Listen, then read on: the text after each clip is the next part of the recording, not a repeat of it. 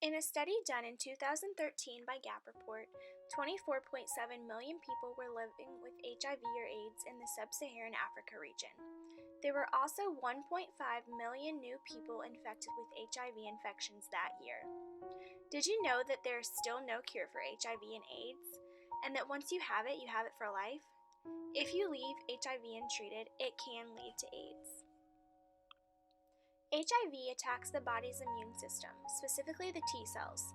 These help the immune system fight infections. When left untreated, HIV reduces the number of T cells in the body. This makes the person more likely to contract diseases. With the proper treatment and medical care, HIV can be controlled. Most everyone is aware that Africa is a poor continent. Poverty is so extreme that 60% of the population live below UN poverty line of $1 per day. Studies have linked poverty with HIV and AIDS. Poverty combined with the sex trade business, migration, polygamy, and teenage marriages contribute to the development of HIV. Disease is spread easily among places of low sanitation and malnourished people. The sub-Saharan African region has the most serious HIV and AIDS epidemic in the world.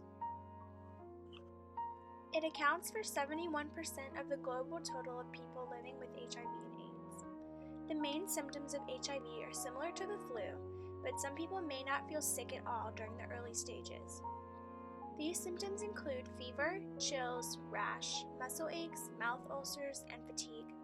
As these symptoms progress, your body's immune system crashes, and that's when you develop AIDS. AIDS symptoms include rapid weight loss, sores on the mouth or other areas, and even memory loss. The largest cases of HIV are in women ages 15 to 24 years old. A review of 45 studies has been done across the sub-Saharan Africa region that shows that relationships between young women and older men are common and associated with unsafe sexual behavior. This heightens the risk of HIV and AIDS. Children and sex workers are also affected by HIV. In 2013, 19% of deaths in Nigeria were related to AIDS. In South Africa, it accounted for 17% of the deaths. In America, AIDS does not decrease a person's lifespan, but in Africa, it significantly takes a toll on one's life because they do not have the necessary medical care to treat patients.